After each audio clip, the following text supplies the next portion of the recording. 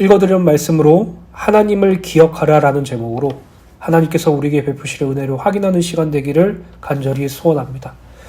이제 이번 주 수요일 예배에서부터 열왕기상 말씀을 시작할 것이에요.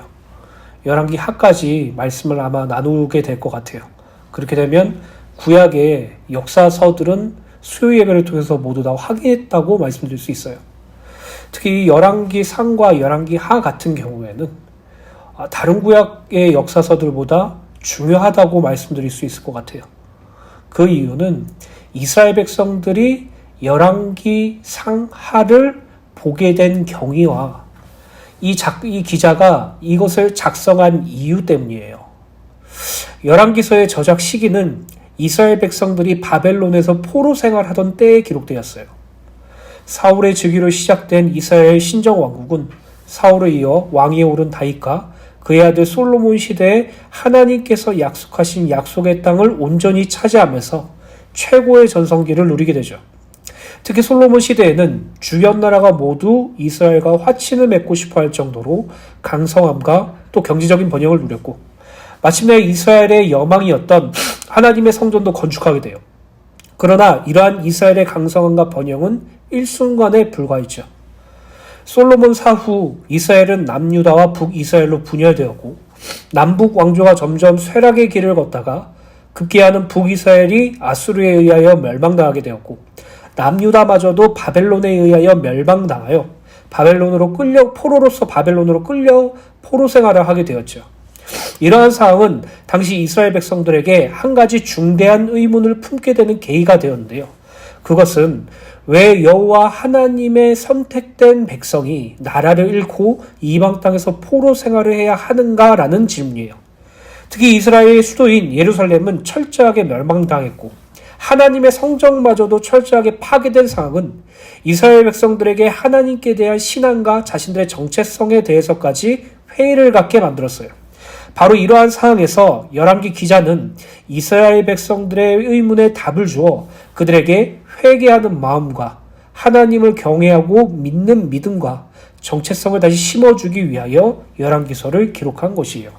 결국 열왕기서가 기록된 시기는 이스라엘 백성들이 바벨론 포로 시대 때 기록되어 있고, 열왕기서가 기록된 목적은 그들이 바벨론 포로 생활하면서 하나님께 대하여 의문을 품었기 때문이에요. 우리는 하나님께 택한 백성이라며, 과거 애굽에서 하나님께서 구원해 주셨다며, 홍해도 건너가도록 주님께서 도와주셨다며, 40년 동안 광야의 길을 걸어간 동안 하나님이 항상 지켜주셨다며, 마침내 가나안 땅에 들어왔을 때 하나님께서 가나안 땅에 있는 7족속들을 하나님께서 다 무찔러 주셨다며, 하나님께서 사울과 다윗과 솔로몬 등 왕을 택하여서 이스라엘을 신정 국가로 만들어 주셨다며, 마침내 하나님의 성전까지 건축되었다며, 근데 지금 내 상황은 왜 이래?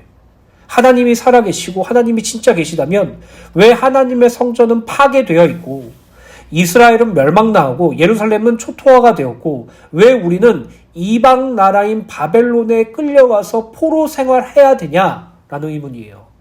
이거는 오늘날의 성도들도 비슷한 고민이기도 하죠.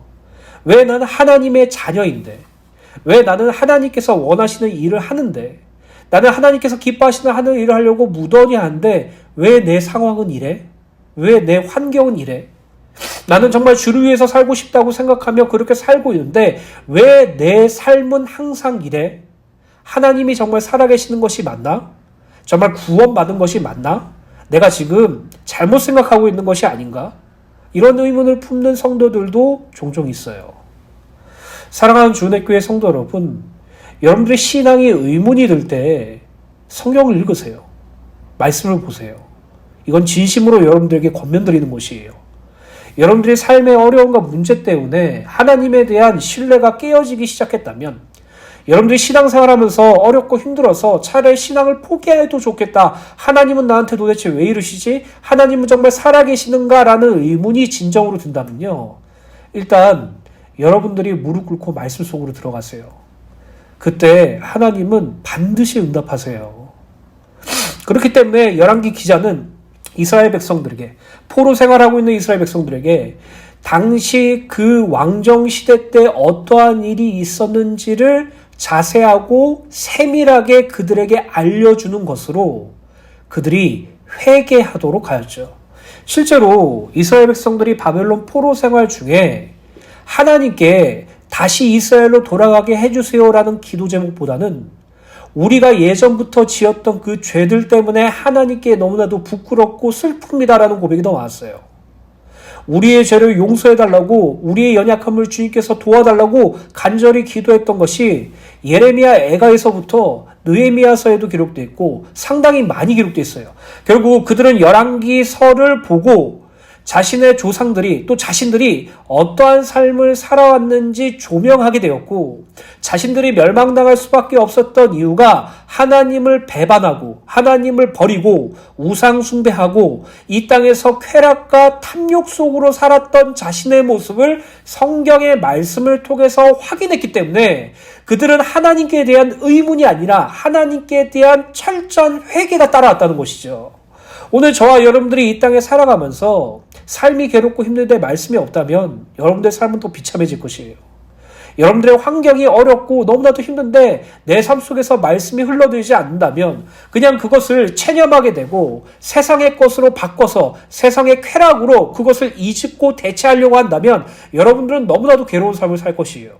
그러나 여러분들이 광야 같은 삶을 살 때 하나님의 말씀이 여러분들 심중에 박힌다면, 하나님께서 말씀하시는 것을 듣는 마음이 여러분들에게 생긴다면 여러분들은 어떠한 환경과 상황과 상관없이 하나님을 신뢰하고 의지하고 하나님만 바라보게 될 수 있을 거예요. 오늘 저와 여러분들이 말씀을 묵상할 수 있는 축복을 달라고 하나님께 기도하는 은혜가 있게 되시길 간절히 소원합니다. 꼭 정자세로 샤워하고 멋있는 옷 입고 무릎 꿇고 성경 보라고 말씀드리는 것이 아니에요. 여러분들의 삶 속에서 말씀을 흘러가게 하세요. 여러분들이 놀 때도 말씀 들으면서 노시고요. 여러분들이 다른 것을 할 때도 말씀 들으면서 하세요. 여기서 드리는 이 말씀이란 제 설교가 아니라 성경을 말씀드리는 것이에요. 하나님의 성경을 통해서 성령 하나님께서 가르쳐 주시는 그 맛을 저와 여러분들이 체험해야지 그 이후서부터 날마다 하나님께 기도하고 말씀을 통해서 답을 얻게 되죠. 오늘 저와 여러분들이 혹시라도 바벨론 포로에 있었던 이스라엘 백성들이 가지고 있는 의문이 여러분들의 의문이 맞다면 이스라엘 백성들이 열왕기서를 보고 회개하고 하나님께로 돌아갔듯이 여러분들이 하나님의 말씀인 성경을 묵상하며 여호와 하나님께로 돌아가는 그분의 은혜로 살고 그분이 역사하시는 대로 여러분의 몸을 맡기는 그 삶을 살아가시게 되시길 예수님의 이름으로 간절히 소원합니다. 열왕기상 1장 1절 말씀을 읽어드리도록 하겠습니다. 다윗 왕이 나이가 많아 늙으니 이불을 덮어도 따뜻하지 아니한지라. 우리는 사무엘서를 통해서 이스라엘의 최후사사 사무엘의 탄생으로부터 시작해서 사사시대의 왕정시대로 통치체제가 이양되는 과정을 살펴보았죠. 초대왕 사울의 범죄와 죽음, 그리고 하나님께서 세우신 새 왕조인 첫 왕 다윗의 치세를 통하여 이스라엘의 신정왕국 체제가 기틀을 확립하였음을 확인했어요. 이제 이어지는 열왕기서의 첫 시작은 연로한 다윗 왕을 이어 그의 아들 솔로몬이 왕위를 계승하게 되는 과정을 소개하고 오는 것으로 시작되고 있어요. 1절을 보면 다윗 왕이 나이가 많아 늙었는데 이불을 아무리 많이 덮어도 몸이 따뜻하지 않을 정도로 노쇠하였다고 기록되어 있어요. 여기서 이불을 덮어도 라는 부분을 원어로 보면 그들이 이불을 덮어도 라는 의미로 이는 다윗이 스스로 자신의 몸조차 제대로 가누지 못하고 스스로 이불을 덮지 못할 정도로 노쇠하였기에 그의 신하들이 이불을 덮어주었다는 것을 의미해요. 그러나 다윗은 신하들의 도움을 받아 이불을 덮음에도 불구하고 몸이 따뜻해지지 않았다고 기록되어 있죠. 여기서 몸이 따뜻해지지 않는 상태란 더 이상 나라를 다스릴 수 있는 힘과 열정도 소멸되었고 또 남성으로서 생식력도 멈춘 상태를 나타내요. 결국 1절의 말씀은 이스라엘의 위대한 왕 다윗이 이제 더 이상 나라를 다스릴 수 없을 만큼 쇠약해져 있음을 암시하는 것으로 왕위를 물려줘야 할 시점이 가까이 왔다는 것을 알려주죠. 여러분, 다윗이 어떠한 존재입니까? 여러 가지 실수도 하고 범죄도 하였지만 그의 중심만큼은 여호와 하나님을 사랑하였고 하나님을 경외하려고 애썼고 하나님을 온전히 섬겼으며 날마다 하나님의 도움으로 말미암아 온전한 삶을 살았던 존재죠. 날마다 하나님께 부르짖고 질문하며 하나님의 뜻대로 살길 원했고, 무엇보다도 하나님께 정직한 영과 새로운 마음을 날마다 간구하여서 온전히 하나님을 섬기며 또 이스라엘을 잘 다스려서 가장 강한 국가로 만들었던 존재예요. 그래서 이스라엘의 왕정 시대에서 가장 위대한 왕이 다윗 왕이었다는 것이죠. 그런 다윗 왕도 세월 앞에는 장사가 없다는 말이죠. 여러분, 이 땅에서 영원한 건 없어요. 영원할 수 있는 것은 단 하나도 없어요. 지금의 젊음도, 지금의 나의 강성함도 시간이 지나면 지날수록 없어지고 후퇴해질 수밖에 없다는 것이죠. 근데 우리는 그것을 전혀 생각하지 못하고 오늘을 위해서, 나를 위해서 살아가는 것을 가장 크게 목적을 두죠. 여러분, 한 번 죽는 것은 정해진 것이고 그 후에는 심판이 있다고 말씀하셨어요. 그리고 우리가 받는 심판은 그리스도 예수의 칭찬과 의의 멸류관을 받는 심판이라고 말씀드렸죠. 여러분들이 이 땅의 것을 보면 볼수록, 땅의 것에 집착하면 할수록 나와 나 자신과 세상에 집중할 수밖에 없지만, 여러분들이 이 땅에서 위의 것을 바라보고 하늘의 것을 소망할 때 우리는 땅에서 하나님의 나라를 이룰 수 있어요. 우리는 이 땅에서 그리스도 예수만 사라지는 그 은혜를 체험할 수 있어요. 결국 구원받은 성도가 이 땅에 나의 것을 두고 살아가느냐, 아니면 하나님의 나라에서 예수 그리스도를 위하여 살아가느냐, 이 차이가 매우 크다고 말씀드릴 수 있죠. 가장 중요한 것은 우리는요, 하나님 나라에 가는 존재들이라는 것이에요. 그리고 우리는 이 땅의 삶이 유한하다는 것이라는 것이죠. 계속해서 열왕기상 1장 2절부터 4절입니다. 그의 시종들이 왕께 아뢰되 우리 주 왕을 위하여 젊은 처녀를 하나 구하여 그로 왕을 받들어 모시게 하고 왕의 품에 누워 우리 주 왕으로 따뜻하시게 하리이다 하고, 이스라엘 사방 영토 내에 아리따운 처녀를 구하던 중 수넴 여자 아비삭을 얻어 왕께 데려왔으니 이 처녀는 심히 아름다워 그가 왕을 받들어 시중들었으나 왕이 잠자리는 같이 하지 아니하였더라. 2절을 보면 다윗의 신하들은 다윗의 노쇠함을 보고 그의 원기를 회복할 수 있는 방향을 생각해내고 이에 대해 다윗에게 허락을 구하는 장면이 기록되어 있죠. 그 방법은 젊은 처녀를 구하여서 다윗을 섬기도록 하고 다윗 품에 누워서 다윗을 따뜻하게 하도록 하는 것이에요. 당시 왕을 중심으로 나라와 국정이 운영되던 왕정시대에 왕의 건강 악화는 나라의 안위에 큰 문제가 되었어요. 다윗의 노쇠함은 국정 공백과 판단력 착오 등의 문제를 야기했을 것이며 이 중 대부분은 국가적인 문제로 직결되죠. 그래서 신하들은 젊은 처녀로 노쇠한 다윗을 봉양하게 해서 다윗의 남성성을 회복하게 하고 그로 인하여 국정의 원활한 운영을 도모하고자 한 것이에요. 우리가 잘 아시다시피 왕정시대는 왕의 판단과 왕의 운영에 따라 나라가 달라져요. 아무리 똑똑하고 지혜롭고 위대한 왕이라고 할지라도 나이가 많아 노쇠하여지면 잘못된 판단을 내는 경우가 너무나도 많죠. 다윗의 신하들은 다윗이 이스라엘을 온전히 다스려주길 원했어요. 다윗의 신하들은 다윗이 국정을 이끌어주기를 간절히 원했죠. 그러나 다윗은 노쇠하여져서 더 이상 무엇을 할 수 없음을 깨닫자 그들은 가장 지극히 인간적이고 이방 민족들이 하던 방법을 선택하게 돼요. 그래서 젊은 처녀로 다윗을 봉양하게 해서 그로 말미암아 그가 다시 원기를 회복할 수 있도록 하는 것이죠. 당시 왕정시대 때는 이러한 사례들이 무척 많았어요. 근데 이러한 사례들은 약간 미신적 요소도 함께 들어가 있었거든요. 젊은 처녀와 함께 잠을 잠으로 말미암아 늙은 왕이 기력이 생성되고 원기가 회복되는 것을 어떤 초자연적이고 미신적인 관점으로 받아들이는 나라도 있었어요.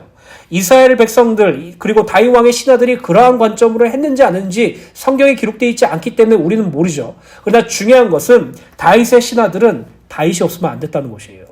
이게 정말 무서운 말이거든요. 다윗의 신하들은 이스라엘이 잘 돌아가는 것과 이스라엘의 국정을 올바르게 인도할 수 있는 것과 우리나라를 지금처럼 강대국으로 만들 수 있는 유일한 대상은 다윗밖에 없다라고 생각하는 것이에요. 그렇기 때문에 그들은 사람들이 생각하는 가장 지극하고 최선의 결과로 다윗을 도우려고 하죠. 그게 바로 수넴 여자 아비삭이에요. 이 수넴 여자 아비삭으로 인해서 다윗의 또 다른 아들이 비참하게 죽음을 맞이하게 돼요. 사랑하는 주은혜교회 성도 여러분, 사람이 신앙을 세우는 것이 아니에요. 이 사람이 없으면 안 돼. 세상에 그런 거 없어요.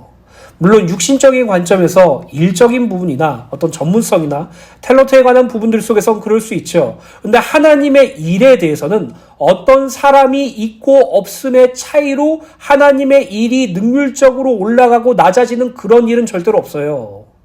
근데 많은 사람들, 그리고 대부분의 성도들은 이렇게 생각해요. 내가 누가 봐도 확실한 목사님 밑에서 신앙생활을 하면, 누가 봐도 큰 증거를 가지고 있는 목사님 밑에서 교회를 다니고 그분이 하라는 대로 하고 그분이 원하는 대로까지만 가면 괜찮겠지라는 막연한 생각을 가지고 그 목사님을 쫓아가요. 그러다 보면요, 그 교회에 하나님이 그 목사가 돼요. 저는 그러한 교회를 너무 많이 봤거든요. 목사님이 하나님이 위에 있어. 그래서 하나님의 말씀인 성경보다 그 목사님이 말씀하시는 게 더 중요하고 그대로 살아야 된다고 생각을 해요. 그러다가 정말 끔찍한 사례도 벌어지게 되고 교회가 분열되고 파탄되는 경우도 너무나도 많죠. 제가 드리고 싶은 말씀은 하나예요. 사람이 하나님의 일을 하는 것이 아니에요. 하나님께서 사람을 쓰시는 거죠. 사람을 통해서 하나님께서 당신의 일을 이루는 것이지, 사람이 어떤 존재로 특정되어져서 그 존재만 하나님의 일을 이룰 수 있다는 것은 정말 위험한 생각이에요. 다윗의 신하들은 다윗의 노쇠함을 보고 하나님께 질문하며 선지자와 제사장들에게 그 뜻을 물으며 다음에 이을 왕이든 하나님의 계획을 먼저 물어야 되는데, 그들은 그냥 다윗이 통치하는 이 나라가 좋아, 다윗이 다스리는 이 나라가 너무나도 행복해, 그러니까 다윗은 영원히 살았으면 좋겠어, 조금 더 살았으면 좋겠어, 이 사람을 통해서만이 우리 이스라엘이 강건해지고 부유하고 번성해질 수 있어. 그래서 신하들에게 있어서 참된 주는 하나님이 아니라 다윗이었다는 것이죠.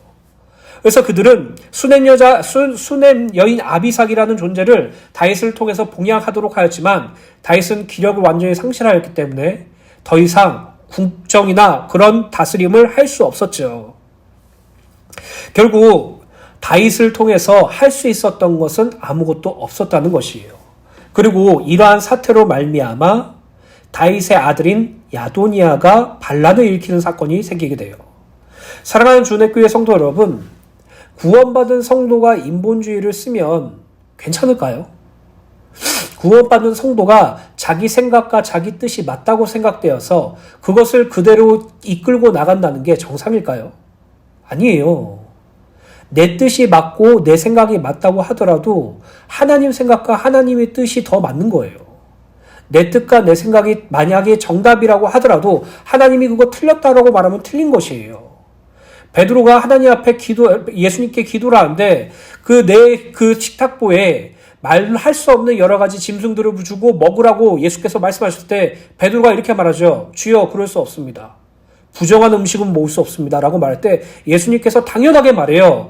내가 깨끗하다라고 한 건 깨끗한 거야. 네가 부정하다라고 생각하더라도 내가 깨끗하다고 하면 깨끗한 거야. 그 환상을 보고 로마의 그 장군을 만나게 되죠. 오늘날 많은 성도들이 자신만의 생각과 자신만의 계획과 자신만의 뜻을 관철시켜서 그것이 하나님의 뜻이고 하나님 계획이라고 생각하면서 그것을 이루는 것이 정답이라고 생각하네요. 날마다 이렇게 하면 하나님이 좋아하시겠지, 저렇게 하면 하나님이 좋아하시겠지라는 생각으로 말미암아 자기의 습관과 자기 관념으로 나아간다는 것이죠. 아니에요, 여러분. 시작도 과정도 마침도 하나님의 뜻대로예요. 여러분들이 이 땅에 살아가면서 중요한 선택의 기로에 놓였을 때 정말로 하나님께 무릎 꿇고 기도하십니까? 선택해놓고 기도하진 않으세요? 이렇게 결정해놓고 기도하지 않으세요? A와 B를 고를 때 A의 선택안이 내 마음에 드니까 A를 고른 다음에 그리고 기도하지 않으세요? 그리고 은연중에 하나님께서 이렇게 나를 따라와 줬으면 좋겠다고 생각하지 않으세요?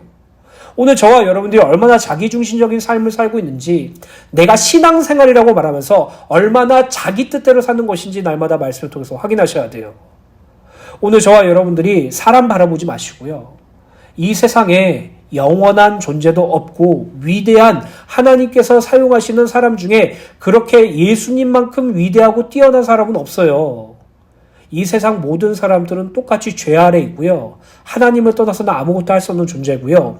구원받았음에도 예수께서 도와주시지 않으면 불가능한 인생이에요.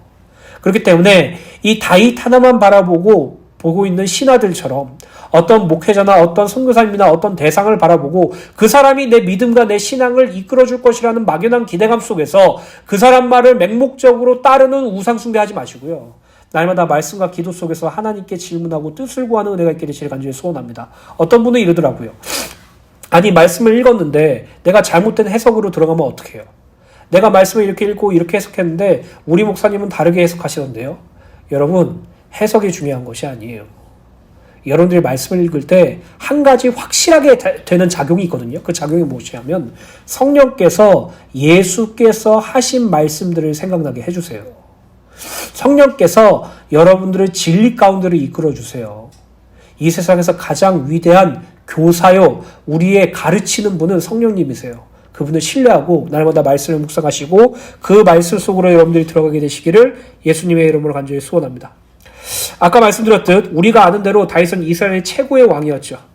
그는 이스라엘의 왕이 되기 전에는 블레셋 장수 골리앗을 쓰러뜨리고 이스라엘을 구원했는가 하면 전쟁 영웅이라고 불릴 만큼 이스라엘을 치르는 모든 전쟁을 승리로 이끌었던 인물이에요.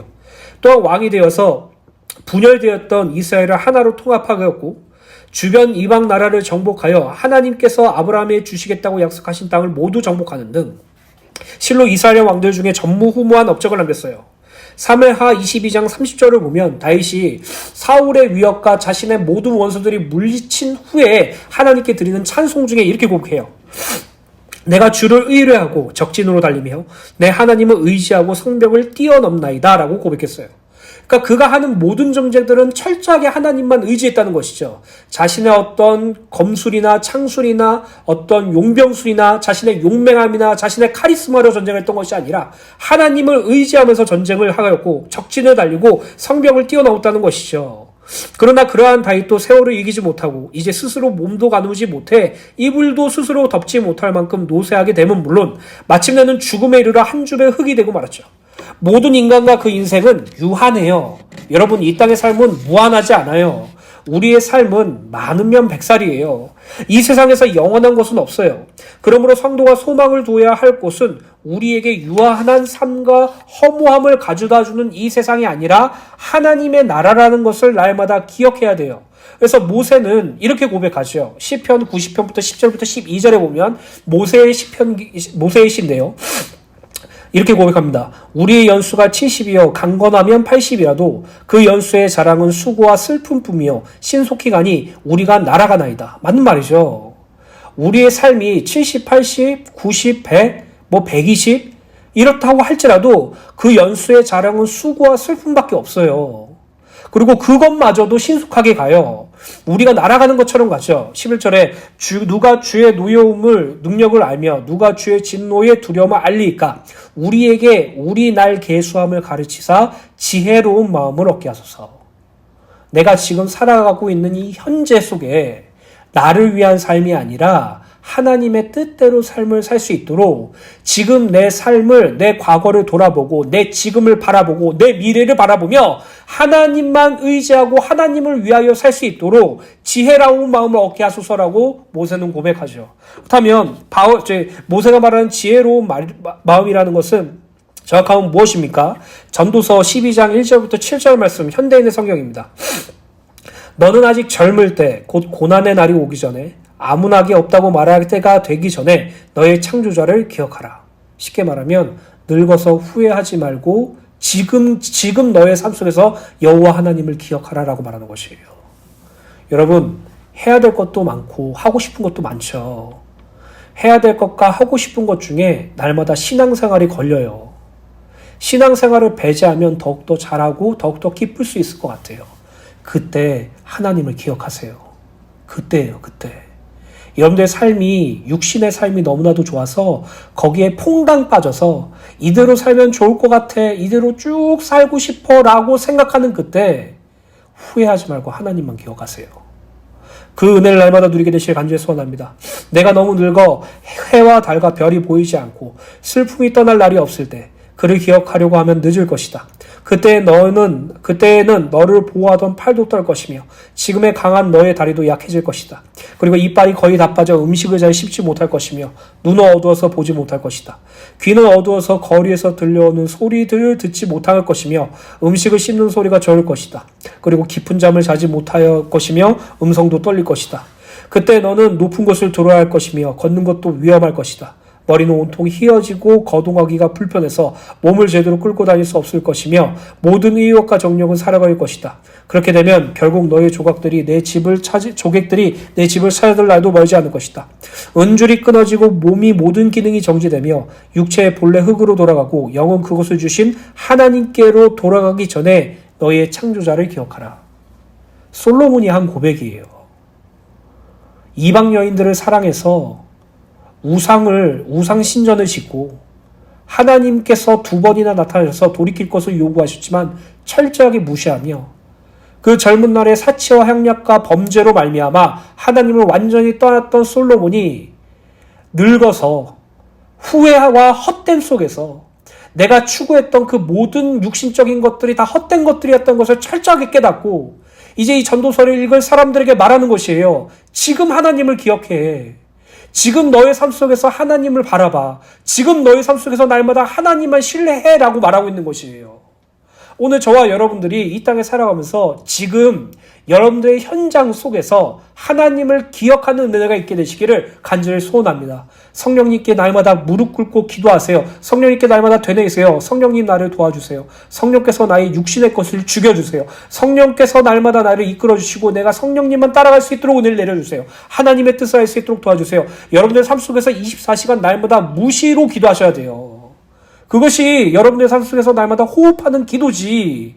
어떤 중요한 답안지와 문제를 해결해 주시는 것을 놓고 매일매일 기도해 보세요. 그게 무슨 기도입니까?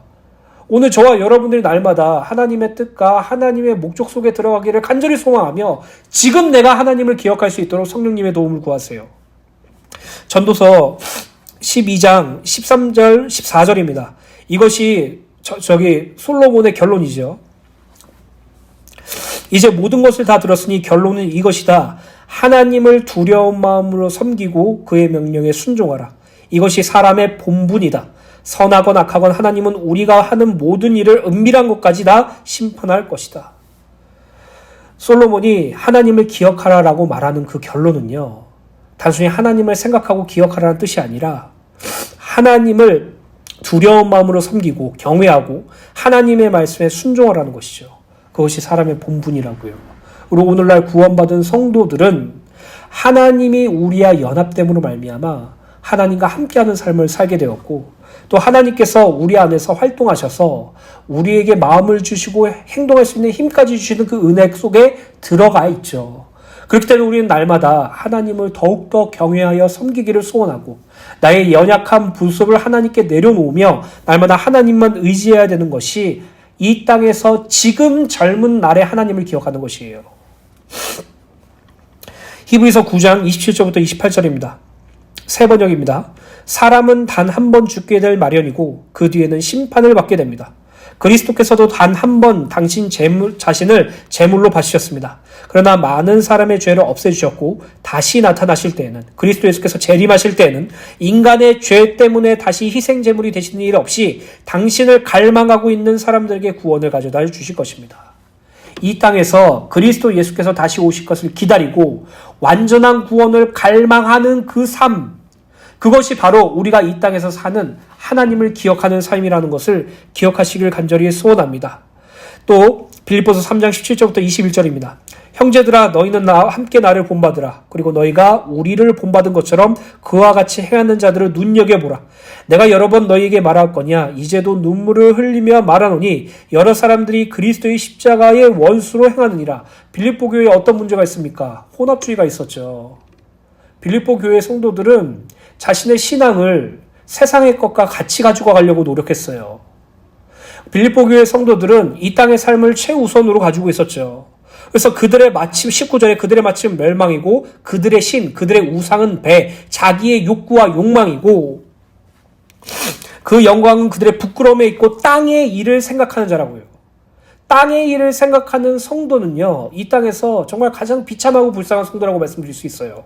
그런데 20절에 그러나 우리의 시민권은 하늘에 있는지라 거기서부터 구원하는 자 곧 주 예수 그리스도를 기다리노니 그는 만물을 자기에게 복종하실 수 있는 자의 역사로 우리의 낮은 몸을 자기 영광의 몸의 형체와 같이 변하게 하시리라.